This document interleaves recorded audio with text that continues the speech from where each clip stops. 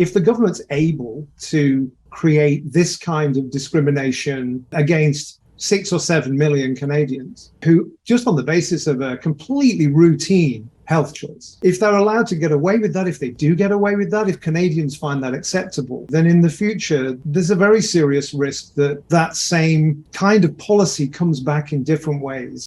If you don't want to get vaccinated, that's your choice. But don't think you can get on a plane or a train besides vaccinated people and put them at risk. It's usually foolish to watch another person be persecuted, imagining that that might not be you. When you've got both the opposition and the governing party, and nobody's speaking up about it. What is done in the dark will be brought to the light. Sean Rickard and Carl Harrison said enough was enough. With Sam Presvelos, a lawyer from Toronto, these patriots have been fighting the now rescinded travel ban. Asking people to make an irreversible decision as a precondition to enjoying one of the most fundamental human rights we have on this planet, certainly in a Western democracy. That gives me a lot of pause for concern. For over 8 months, your fundamental right to mobility was restricted. It's not enough to let bygones be bygones. Those responsible must be held to account. You can either accept them, you can fight against them, or you can leave. There are 4 concurrent federal court cases. Cross-examination testimony is now coming to light, and we'll be exploring those in detail over the course of a series of videos. Make sure to like, subscribe, ring the bell, and share this video so we can get the word out. Didn't see any reason I should be running away. I'm not prepared to accept that kind of blatant discrimination against Canadians, including myself. So the option you have is to do something and fight. Connected by Roman Baber, Sean Rickard, who is now banned from Twitter and LinkedIn, met Carl Harrison and Sam Presvelos, and they launched a direct challenge to the government. As soon as it got to dissolution of Parliament, start of the election campaign in the summer of 2021, then the language just pivoted. It pivoted 180 degrees, and suddenly these people became people that no other Canadian would want to sit next to on an aircraft.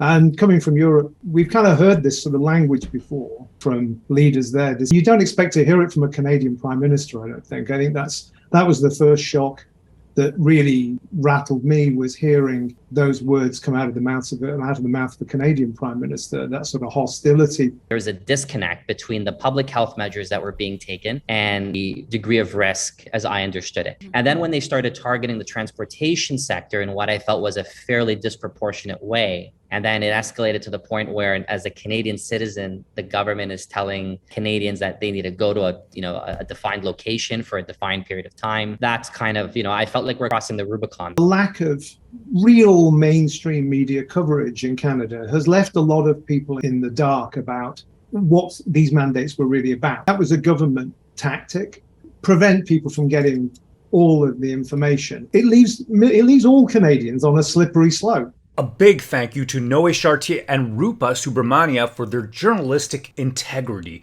It is so rare these days. Politics is downstream from culture, and the name War Campaign comes from our time fighting the culture war in comic books. We decided to do something about it and created the Vestige graphic novel series. Make sure you're on the WCFreedom.com mailing list and help support our fight for freedom and our celebration of heroism in the medium we love. The second you start limiting an individual's ability to move, whether it's for a pandemic or war or whatever the case might be, it's effectively the government telling you, we know better than you where you should be going. If you take the position, as I think the Canadian government has, which is out there is a public health crisis. It is generally desirable to minimize deaths. It is generally desirable to keep everyone healthy. Therefore, we will do whatever we need to do that. I was expecting a more connected, a more pointed, and a lot more clear rationale between the specific measures they were doing, i.e. mandatory vaccination as a precondition for travel, and the desired outcome. And across a variety of witnesses, and broadly breaking down into 2 groups. One's group of people with, Public Health Agency of Canada, science type backgrounds, and then the political people. And there's definitely a difference when you watch them being cross-examined. And there's more of a frankness in the scientists, and under oath, some surprising admissions, certainly from Celia Lourenco, who approved all of vaccines in Canada. Politicians like Jennifer Little and the others, evasive, trying to use talking points rather than answers. And we watched Sam use 20 questions or 30 questions to actually get to an answer. And Jennifer Little was obviously very well schooled in that.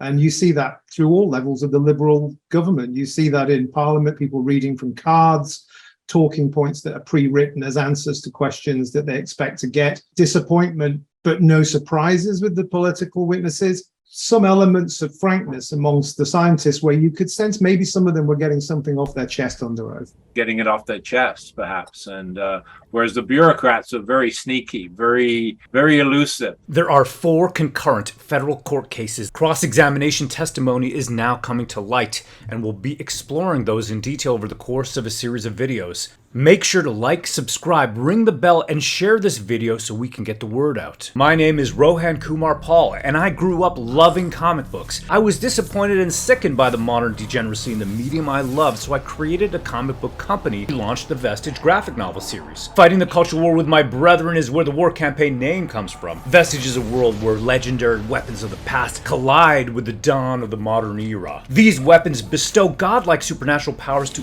ordinary human beings, turning them into superheroes or supervillains. What if the relics of history carry their own powers in the spirits of those who had wielded them? Be sure to get on the WCFreedom.com mailing list and help support us in our fight for freedom. Help us keep doing what we do. Thank you sincerely.